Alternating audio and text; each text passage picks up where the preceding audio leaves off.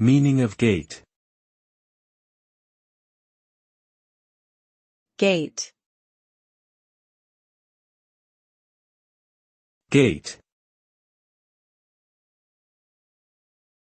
Gate. Gate. Gate can have multiple meanings depending on the context.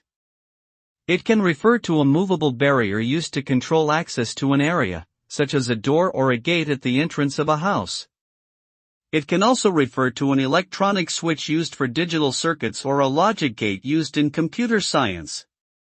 Additionally, it can be used as a suffix to describe a city or region, such as the Watergate scandal.